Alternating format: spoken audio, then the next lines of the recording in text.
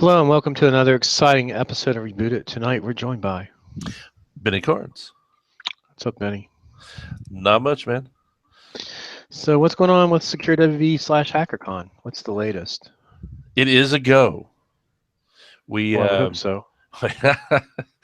well, we still need a few donations, sponsors and whatnot, but we are winding down, getting things lined up. We've got the forensics track pretty much solid.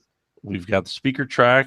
We've had some schedule changes on the forensics and the speaker track, but we filled in those areas quite nicely.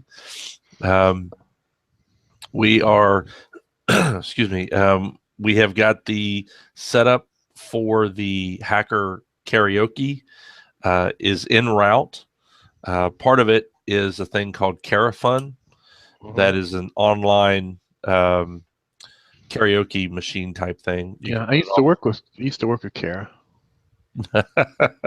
But yeah, so Rick's got that, and it's fairly cheap, and then he bought a soundboard, fairly not a cheap soundboard, but a really good deal on a soundboard and a microphone. Rick and I were really inspired. Adrian Crenshaw had karaoke in his room at DerbyCon, and a good time was had by all. And I think that's what they were using, was probably something similar.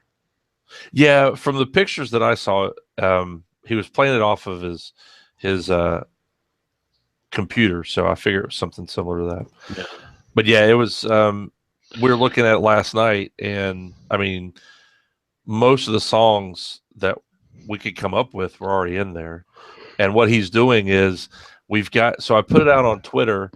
There's a hackeroke hashtag, and go to the Secure WV Twitter account, and it's in there. But anyway, so the hashtag is hackeroke, and you go in and tell him what song you want, and there's an offline mode that you can have the lyrics and the song saved to the application that he signed up for.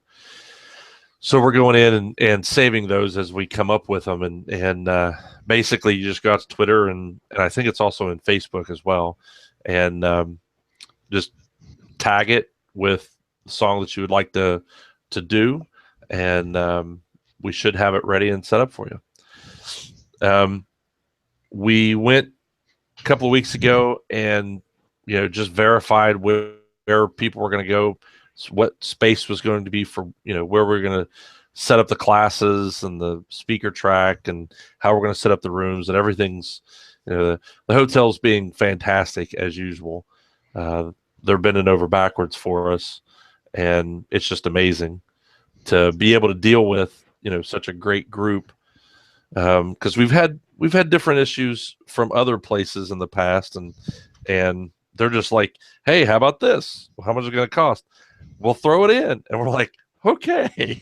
So it's a great group to work with. That's why we're going to stay with them for a long time. But yeah, and then everything else is coming along. Groovy. Groovy. Yep. Let me see what else here. Don't let me forget to bring the book. Remember, I'm going to give the hacker book, which I can't remember the name of, away to people who submitted.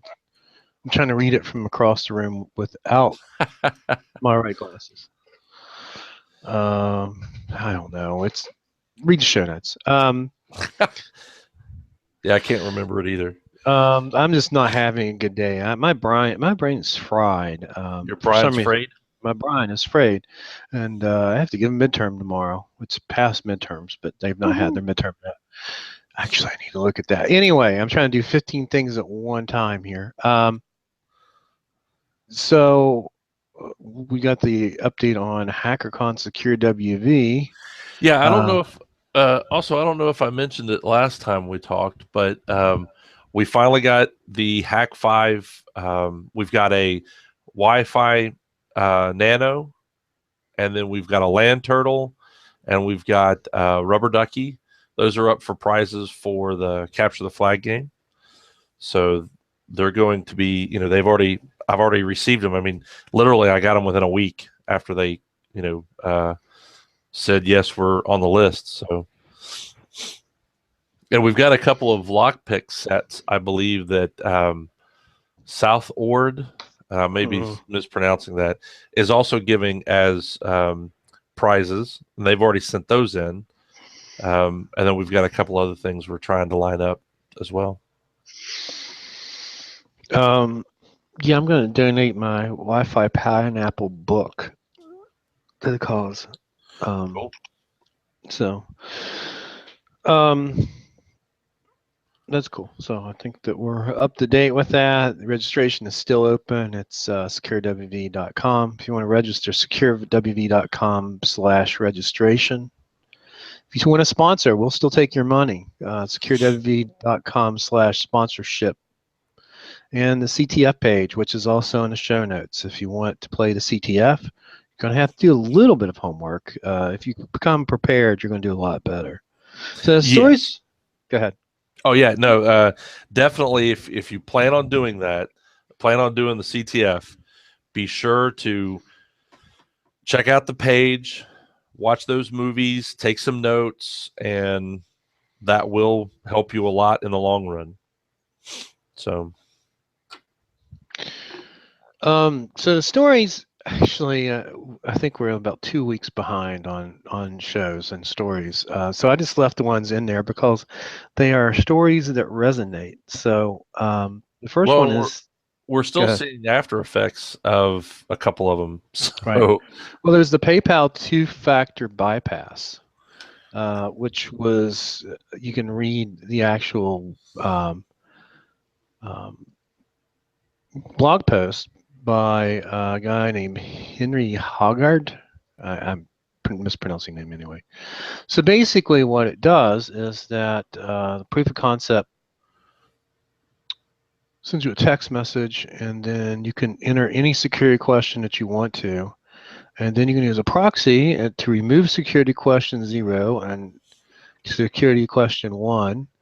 And basically what that does is verify the account and lets you through. So it's another example of a vendor saying, oh yeah, we support two-factor authentication, but it's not really two-factor authentication. And this is troublesome, especially in the case of PayPal, because someone could target your account and basically have their way with your millions of dollars you keep in PayPal. But it is troubling, and hopefully that's been fixed in the time that's been reported. yeah. Actually, at the very bottom of the post, it has the timeline. It said that he reported it on the 3rd Mhm. of October. It's weird how he puts the date. So he puts the day, month, and then year as far as the Well, I timeline think goes. he's like English or something. You know Oh, how they okay, are. yeah. They're like weird So about how they list dates, yeah, that explains like it because English people. yeah, the Europeans do it military style, but still use the slash. Anyway, so reported it on the 10th of October. Um, the PayPal began the investigation on the 4th, and then they reported PayPal reported the issue is fixed on the 21st, and then they awarded him the bug bounty. So Cool, great. That's great yeah. news. Um, the second story is about the Internet of Things botnet. Is it Morat? What? How do you pronounce that, Benny? I don't know. I was hoping I mispronounced Mirai. Mirai. That's the Isn't way that I've the been name of a pronouncing it. car? I I have no idea. So the Mirai, I don't know. We'll just fuck it up. Oh, explicit tag. Ding, ding, There you ding. go. So this is basically this botnet, which is made up of Internet of Things devices, mainly webcams. Um, basically took down the internet. Not it was last Friday, wasn't it? Uh, 2 Fridays ago, wasn't Friday it? before last. I've lost track Yes. of time. So basically, this thing's huge. It took down Dyn, which is a DNS service, and everyone who was pointing at Dyn basically was not able to get anywhere on the internet. The big phone book of the internet was broken. And I personally saw outages. The first thing I noticed to go was Twitter. And I guess the way you do this is not rely upon one DNS um, DNS service for all of your DNS purposes. Correct. Yeah, I didn't. I actually started. I was listening to Spotify and had no interruptions, um, and started seeing it on Facebook. I guess about 10:30, and I was like, "What? Twitter's not out for me," and all this stuff, and then it hit me the next day. I use Open DNS, Mm-hmm. so Open DNS was not affected. Right. So everything, I mean, I was at work, and now some people at work said they saw some things, and they're across the country. So um, it didn't affect me at all because I had Open DNS. There's a lot of people who said there was no effect at all, and other people said they were pretty broadly affected. Um, the thing that I did notice an outage, but I'm not even sure who used what DNS services I changed them. Sometimes I use Google. Sometimes I'll throw in my local internet service provider just to for kicks. I haven't had a lot of DNS problems recently. I did last summer, but I guess it just depends on what you're pointed at, and basically, don't put all your eggs in one basket. That's the big key here. Is even if you have the availability to put in two or three, put in two or three, and make sure Yep. that third one is an obscure one. You Right. know, Yeah. Well, I think that it's one thing also for I mean, when we're talking about fixing this, we really mean, yeah, definitely fix it on your home computer. But if you're managing a network, you know, make sure that you're doing the right things and following standard, proper etiquette and practices by not putting all your eggs in one basket. So there's an Internet of Things. It's called iotscanner.boltguard.com, which will look to see if your internet connected devices at your house are on public Shodan. Which is helpful. Uh, I do have Internet of Things devices in my house. They are not on Shodan and they're pretty locked down, but I'm probably not the average user. Most people buy this stuff and put it in um, in their house and just don't think about things like changing the password, the default password. well, yeah, I mean, you've got to buy those things and just plug them up, right? I mean, that's the whole point, That's right? everything's done, right? Yeah. Now the Uh, other thing with that is they tell you if you check to see if you're on Shodan, it'll tell you, like you said, it's the public version.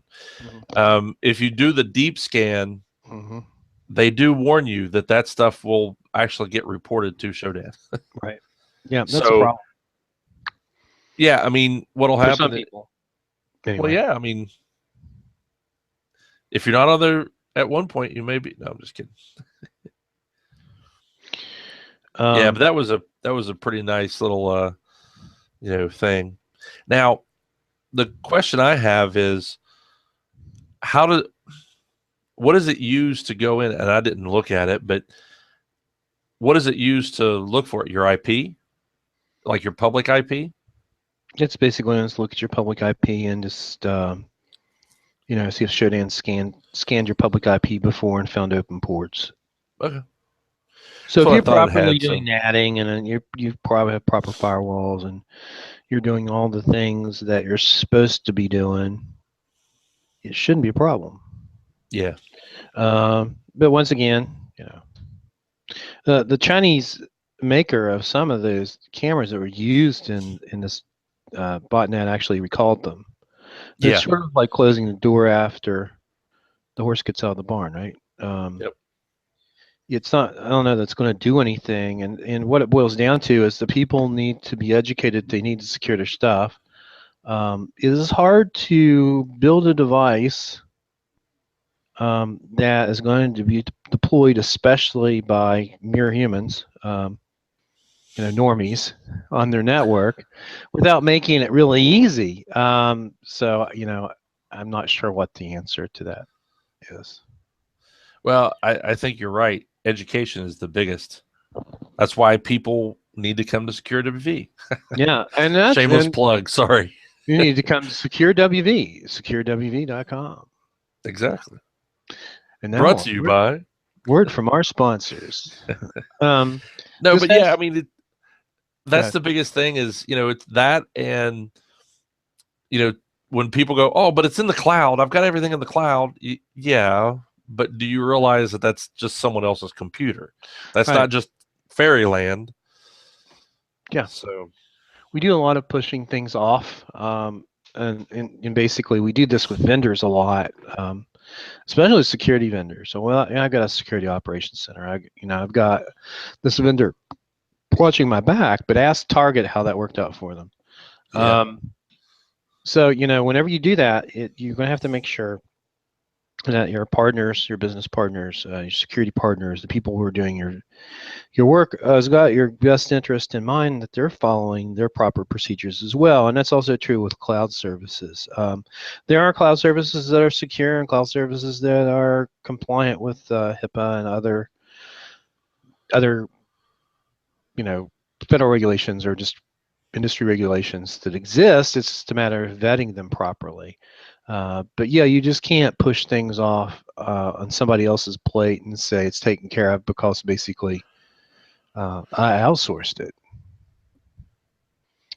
Um, so then you put this story in here about new and more powerful IoT botnet affects 35,000, 100. 3,500 devices in 5 days. Discovery of Linux IRC telnet suggests troubling new DDoS menace could get worse. Well, did you see the story that apparently an attack has taken the small African country of Liberia off the internet? Yeah. And they're using the Mariah code, Well, it was which, released to the public, so now right. everyone can basically take this code and weaponize it, name it whatever target they want to. Yeah. And Bruce, I can't pronounce the guy's name. Schneider. Schneider, he Yeah. actually came up right after, a couple days after Mariah hit. Um, he basically came up with, someone is testing, um, taking down the internet. Yeah. And that was a pretty good read. Plus, this just proves it. Yeah. Maybe this is the second shot off the over the bow. But Schneider also said, "Where this is worse. This is cyber war. This is blah blah blah." And I think he got a little histrionic. But then again, when you've got some threat like this, where you can basically break infrastructure, mhm. or break DNS, which is a basic service of the internet, is very very alarming.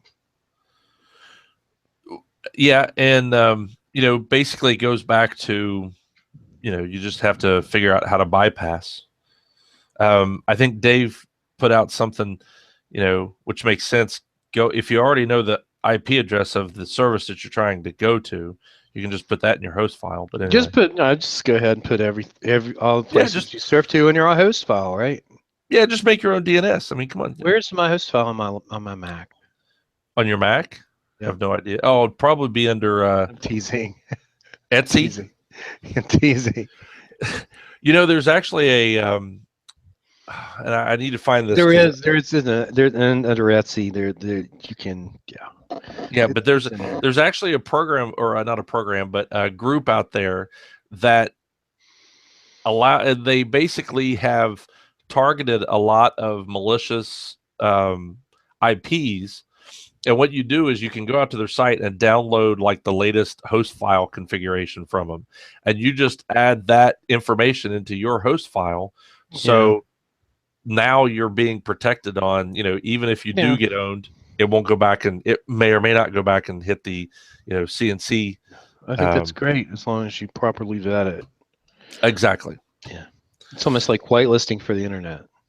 Yeah. um, Oh, well, but what this does is it takes those IPs and points it back to your machine.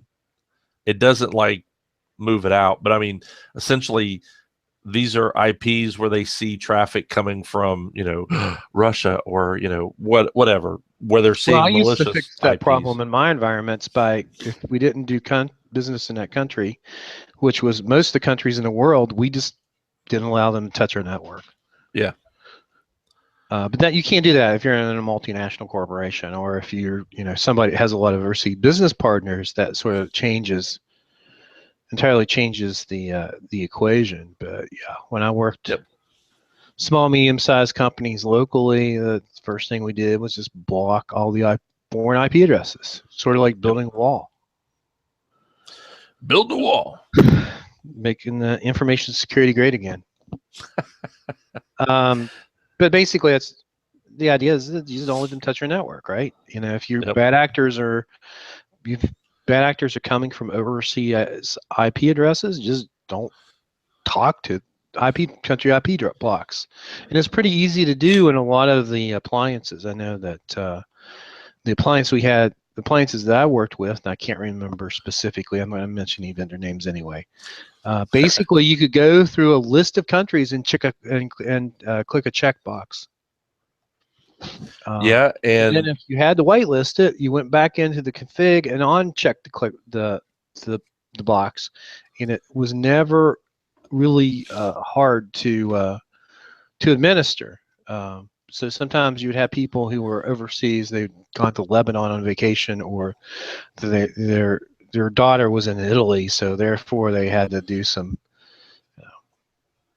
had to talk to Italian servers, and you would just basically on a case by case basis um, block and unblock, and it took literally 2 seconds. yeah, and I actually watched a webinar from the Elasticsearch folks today, where I mean, something as simple as Elasticsearch can give you an idea of those countries and things like that that are, logs from your servers. So you can actually offload those logs onto an Elk Stack server, Elasticsearch, Logstash, and Kibana, and now you have a Splunk-like interface that Well, can give Elkstack you, is basically is Splunk. yeah. I mean, Yeah. it's Splunk offers a little bit more, but I mean, still, if you're a small business and you're looking for something that's it's I mean the elk stack is getting pretty robust, so um, it's a neat little thing. So, and I'm going to try and have an elk server showing some of the stuff on the CTF network.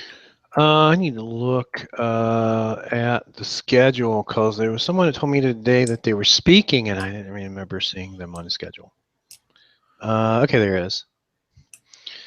Who Um, is it? it's David Arbaugh. He's going to talk a Yeah, little bit about things like he's on Saturday. Security Onion, and he's giving me a preview of his talk today when I saw him. Huh. Cool. Yeah. So I think it'll be pretty interesting. Um, I probably should start reading the schedule Yes. because I just started nodding. Because I'm so bad about remembering things anyway, and I thought that I saw him, but You should bookmark it on your phone computer. because it's mobile friendly. I mean, the Yeah. schedule, we don't need an application. It's right there, man. Usually, what happens when I speak is somebody comes and drink and wakes me on my drunken stupor, and then I'll stagger down to the conference area, prop myself up against the table, and do my talk. And then I go back to my room with my bottle of Jim Beam and Southern Comfort, and basically see how high I can run up the room service tabs. That's just funny because, yeah, Now, it's a little fear and loathing, that's a in that's a little bit of Fear and a Loathing in Las snapshot. Vegas. No, Yeah. it's a Fear and Loathing in South Charleston. I call it Gonzo hacking. Gonzo hack. Nice. Trying to do too many things here at one time. So the next story is about Sabu. And it's a story about Sabu basically getting Stabu? Sabu. He listens to the podcast. I'm going to send him after you. So Sabu has gone legit, and he and I have talked over time. He's been on the show. He talks to my classes. And I knew he'd gone legit, but I didn't know anything about basically what he was doing. He was doing penetration testing. I sort of knew that, but I didn't know where or anything. And there's a story in Wired. It ran on the What was the date on this? Probably in the last couple of weeks. The The 21st. 21st. Yeah. Yeah. So it came out, I think, the day that we talked to him in my FOS class, and it talks about how he went from LawSec hacker. He's a security researcher now. Sabu is dead, basically, is what he said. And he's going on with his life. He's getting to do the things he used to do illegally, legally. And he's one of those people that sort of grew up a hacker. So it's sort of like, it's almost, it's sort of like the Mitnick thing in many ways. You go from being a bad guy to being a good guy. And I think it's great. Did you die? I'm sorry. No, I'm here. There was a long No, pause. I'm kind of skimming over the article. I hadn't had a Oh, chance okay. to read it yet. You're supposed to read the articles before the show, Yeah, I didn't get to read this one. I wanted to, but yeah. but you were tied up in the basement. I understand. Yeah, well, So yeah, I mean, I think it's good that he at least gets to still work in the community. Well, I mean, there's a lot of people who don't like him. They say he's a snitch and all this. We actually examined that last class, and you can say he did what he did for certain reasons, mainly because there were children involved. I don't think that any of us, if we were in his shoes, would have done anything differently. Um, a lot of people say crap, Jeremy Hammond, and all this other crap. Jeremy Hammond was in trouble with the feds for years. He is a anarchist. He and his his twin brother, is also currently in federal prison. And he firebombed the building. So I don't really have. My whole thing is it is what it is. And if you don't understand all this, this is much a documentary Hacker Wars, and you can see the whole history of what all happened. The problem with Hacker Wars is they're not very taboo. But if you watch Hacker Wars and then read this piece as well, watch his interviews with Charlie Rose and with CNET after his release, you understand where he's coming from. And he's really about talking to kids and education now because he doesn't want to see anyone take the same path to destruction that he took. He's actually lucky that it didn't end really badly for him. So it is what it is. A lot of people get pissy with me for saying that, but I consider him to be a friend, and he's always been very good to me and spoke to my classes. And maybe it'll help set one of my young hackers on a path of the right way, not down the wrong way. So now we go from talking about anonymous notorious ex-hacker to talking about Jester, who apparently used cross-site scripting defacement to deface the Russian Foreign Affairs website. Did you see that? Yeah, I did, and I also saw some stuff about where they didn't believe that he had done it. I don't know. Well, it was not a hack. He didn't compromise the servers. It was cross-site scripting. He was basically fooling people into believing he had compromised the server. I'll be honest with you, and I will say this publicly, is that Jester is got a bigger ego than any other, as big or bigger ego than any other hacktivist hackers ever had. People talk about Sabu is a big ego, or Weave, man, it's all about ego. Jester really is about ego. The other thing I don't understand about Jester is why hasn't he ended up in cuffs? He's breaking the law. Yeah. How come he gets a pass? Other hacktivists have not gotten a pass. And the only thing I can figure, he's never pissed down the leg of law enforcement, unlike other people. But it's I keep an eye on him because it's interesting what he's doing. He's an important figure in the hacking community, but I don't know. Not a fan, particularly. And you're only as good as your last hack, right? So if his last hack was sort of this trick to make us think the compromised the site, which he had not, I don't know. I don't know that his 10 minutes of fame may be up. And, someday maybe black SUVs will pull up outside of his house and with some people with FBI on their windbreaker will come into his house with their LED flashlights and their weapons drawn. I don't know. But um, um, do you have anything to say about the Jester, or are you just No, I'm sorry. I'm coughing. While I'm trying to keep it on mute so I'm not coughing too much. actually Jester? His real name is known. He has been doxxed. I actually called him out on Facebook the other day, but I don't want to get in an argument um, on Twitter with him. I sort of watch him from afar. I just don't want to get in. I have enough drama in my life without creating more drama. But I called him out and I said, that basically I think that his routine is getting old and tired. Yeah.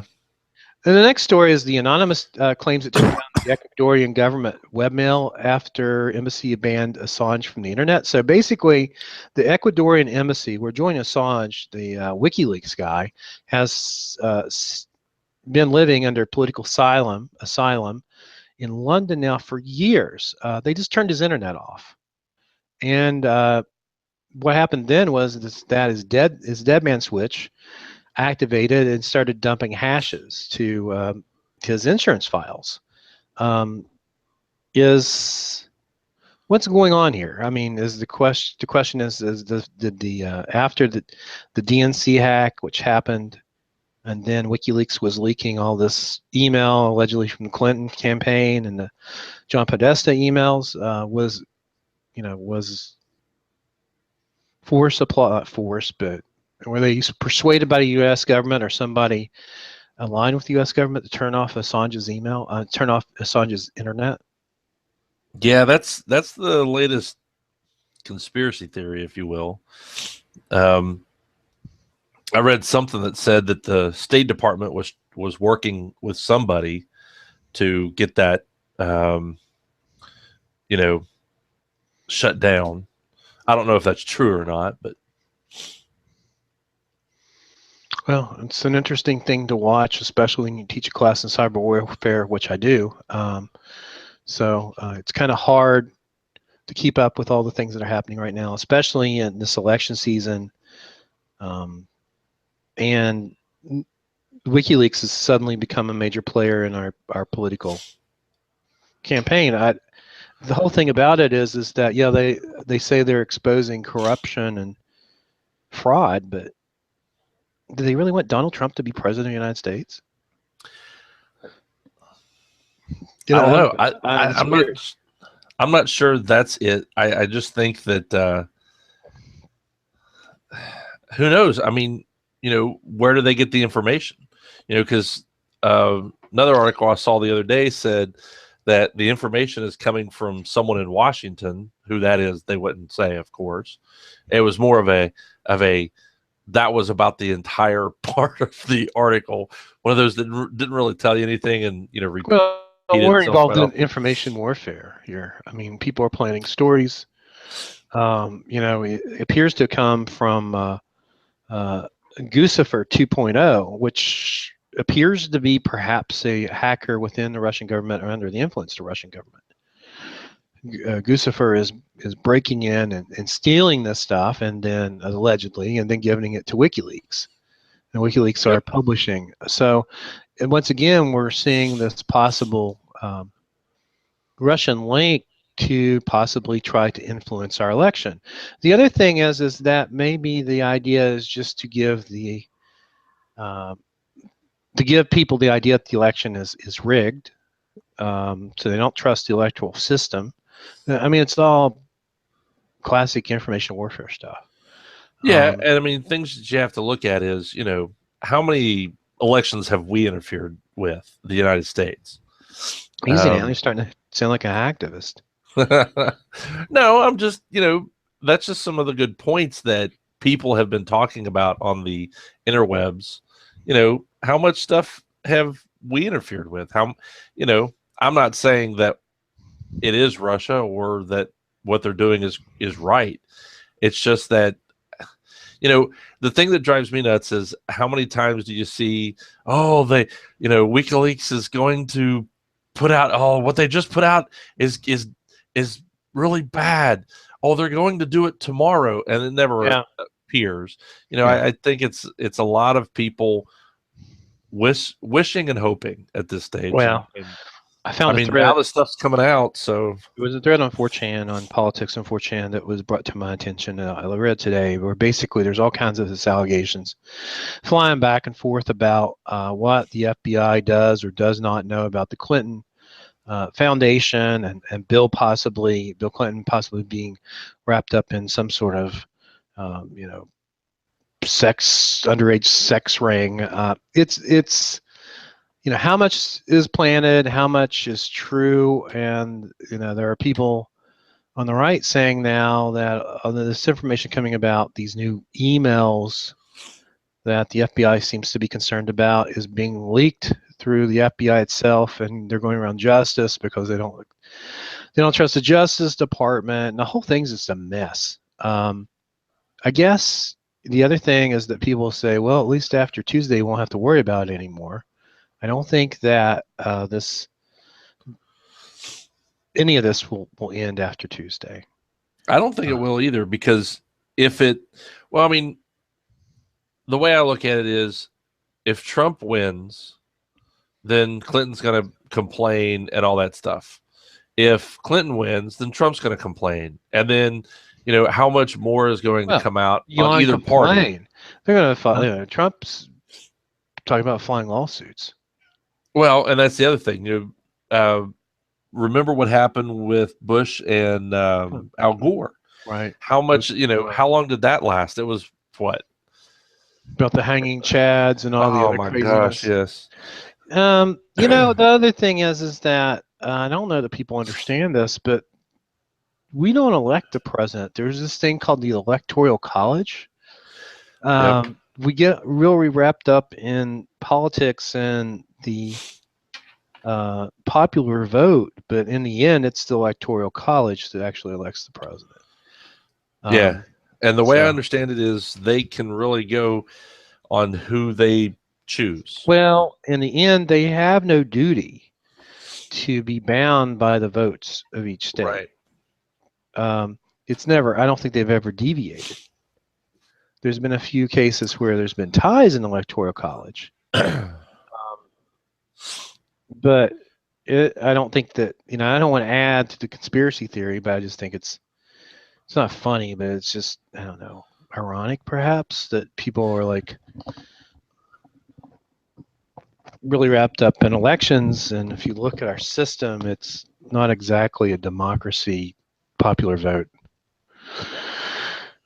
There's just a I, lot of stuff that's wrong with I this. I think mean, in the case of a tie, it goes to the sudden death.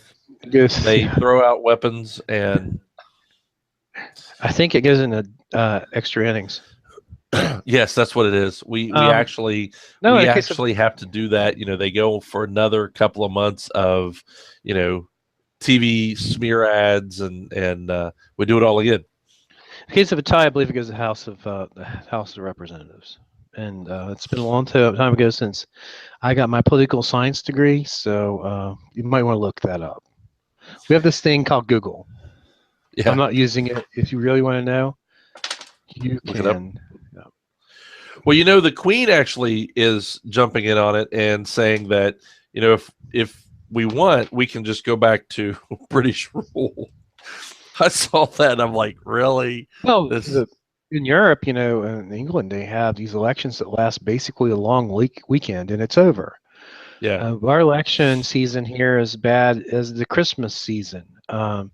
It starts normally early, and then people don't want to let it go when it's over. And in the age of Facebook, the Well, the, infighting and the crazy, I try to stay out of it, but you can see it scroll by, and it's like everyone's now an expert, and they're posting things that back up their opinion, and it's just well, the it's part that gets nosh, me is, makes me nosh, but the politicians have done this to us because Yeah. look in the last 20 years. After every election, you get about 2 months break. Yeah, well, you've also got Bam, off you're right into it. And so, house. You have house elections on off seasons. In some states, they have all kinds of off-season elections, and we're just constantly in an election cycle. yeah, I mean, people forget that Congress is not supposed to be there 24/7.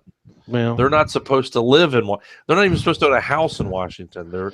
Initially it was you come to Washington for a couple of months and you do the business that needs to be done, and then you leave. You go back to your home state, and you have a real job. You're not a politician full time. You know, the early Congress were doctors and lawyers and farmers, and so you're breaking up. Hello. I didn't hear you. Can you hear me now? Yeah. And Davy Crockett. Oh, and Davy Crockett. Yeah, there you go. I think I Ben dropped some Franklin. packets. Yeah, I think I dropped some packets. Sorry. Yeah, you better pick them up because they're all over the floor. I've talked about my wireless woes in this house. I probably just need to bring some, but like some well experienced cable person that you know understands plaster and how not to basically screw up my walls and have them had at it. You know what you need to do. Just when you're doing the podcast, just plug in directly to the router. Well, I would, except I can't do that because I'd have to carry an entire computer downstairs, and because my router is downstairs and I'm upstairs. Ah, There's really not any place to podcast downstairs. Maybe I should do it with my laptop, but I don't really trust it not to crap out either. Um, Mainly because it's a laptop. I'm doing this on a laptop. Oh my God! What are you crazy? Yeah. The other Yeah, thing but is, it's kind of hard to do anything downstairs in the living room where Blair's watching television, and she likes to watch television and like YouTube videos at the same time, which drives me insane. So that's probably yep. part of the problem. Is she's probably streaming YouTube, and or watching Netflix, or at the same time I'm trying to podcast. But we let her slide. Yeah. So let's talk about Dirty Cow. Dirty And cow. Would you call me? speak of dirty cows,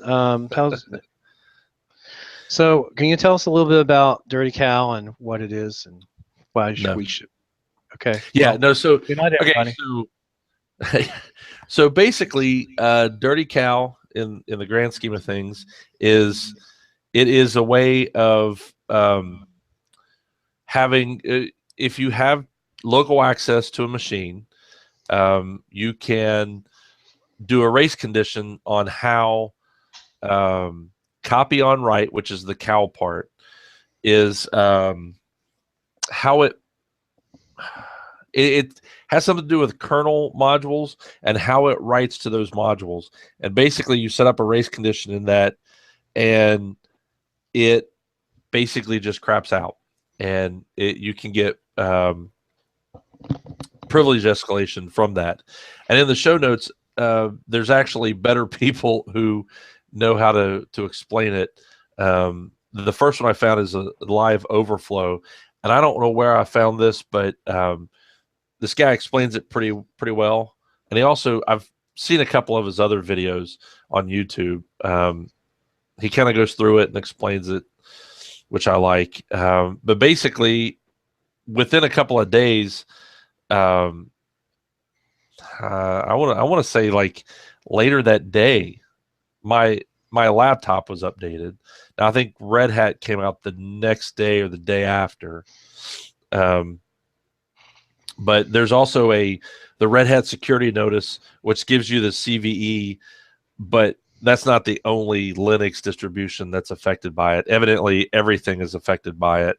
Um, Linus said that they looked at it 11 years ago, but in trying to fix it, something else that they needed to fix messed it up, and so they couldn't fix it, and then just I guess forgot about it in the kernel. But it's fixed now, so hopefully people have gotten the notices and they've updated all the machines, um, and hopefully it's not that big of a deal anymore. That's the other thing that drives me nuts on on YouTube. You'll see this and you'll see notices for weeks. Well, Mhm. if you just paid attention to the security updates and you updated your stuff, you're fine. But people are losing their mind over that. Oh my gosh, the ceiling's falling. I've seen some really interesting phishing campaigns around YouTube. If you search for something, for example, what in the hell? Excuse me. That's the If you third look for time. something like cyberwar on, oh, I'm like in Blackboard looking at something and I go back and it's like kicked me out. Um, trying to grade. I'm trying to grade and podcast at the same time. Um, Don't now I don't grade even know in what I was talking podcasts. about. I don't even know what I was talking about. Phishing Um, attacks on YouTube. oh, YouTube. Like if you look for something popular like Viceland Cyberwar, it takes you Uh huh. to it's not. It's actually a site and it says something like, "Hey guys, we have premium content, blah blah blah," and it actually has like the first, uh, the first, the preview slide or the preview frames are the actual show. And I'm sure it's like some scam where you click through and give them your social security number and blood type. Yeah. No, But they already I know just that. it's They just want you to really confirm it. really prevalent. It's really prevalent, Well, the other thing about and I'm Dirty not sure. Cow. Go ahead. Oh, and I need to post it. Well, it's kind of a weird site. Somebody posted, and I can't remember where I got this, but someone posted like almost that later that day that it was announced, or maybe the next day, where there was there was proof of concept code already available that was on the internet. So, Well, um, here's the thing about stuff like that is that you wonder how much we don't know about undisclosed O days, for example. I mean, yeah, how much what it's out there we don't know about, and that's really the scary part. yep. Well, Benny, I think thank you for coming on this evening. I think that we're probably I don't even know how long we've been on here. I don't even know where to look. Guess I'll find out. Yeah. But I appreciate it, and we'll try to be back a little bit sooner next time. Well, we'll So have to do it next week because the week after that is Security BV, and we'll probably be having helmet fires about this time next week. you will. I won't be. What? Yes, Rick and I are actually going to try and go to the. I won't be Um, there until Friday morning. yeah, we're going to try and go in Thursday evening, check to make sure everything's okay and Greenbrier's set up and all that, and check the karaoke. Um, So I might even do a Facebook Live thing so that I can show people around. cool. I'll have Uh, to wear my Rick Mr. Hayes is Robot apparently mask. on Facebook making pithy comments. I'm not sure why he didn't join us on the podcast. So you ready for Christmas, Benny? No, not yet.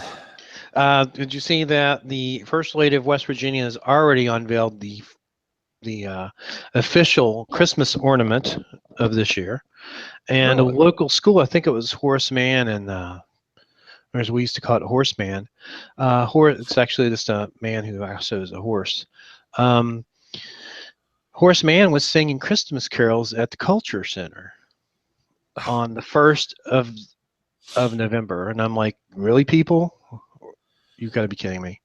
And then Yeah, I I actually went to the mall on November 1st and they already had the Christmas decorations up. They weren't putting them up like they normally do, but they were already up. So So I don't know. I'm kind of mixed because I really like to have now that we have a house and we can have a Christmas tree. I sort of like having the Christmas tree, but Blair's starting to kill me if I get the Christmas tree out. So it just seems like I put it up. I mean, that's the other thing. It's like I just shoved it downstairs. Like seems like a week ago. yeah, Um, and then I'm going to have to carry that thing upstairs. I'm going to have to find me a younger person who wants to make some money. I think. But anywho, enough about my well, ramblings. you can actually get a pop-up Christmas tree. So Well, that's what we have. Just oh, get it in okay, the basement. It's not. It is a pop-up Christmas tree, I believe. Yeah, it is. nice.